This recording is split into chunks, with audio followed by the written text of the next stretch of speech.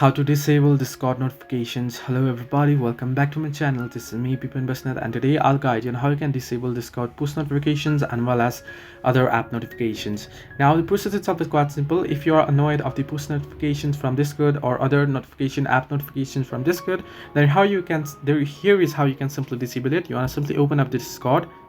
Once you open up Discord, what you want to do is you want to tap on the profile icon at the bottom right corner of your screen. You'll be headed into this page here. If you scroll down below, you'll find the option that says notifications.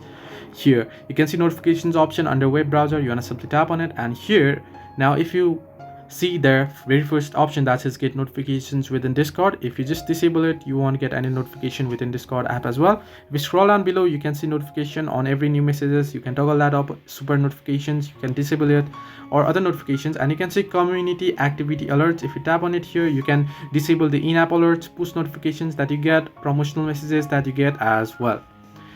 Now if you want to turn off the notification for whole Discord application, what you want to do is you want to head into your widgets, and there you want to search in for Discord. Here you can see my Discord right here on the screen. What you want to do is you want to tap and hold on the app icon and tap on the eye icon that you can see above the uninstall option.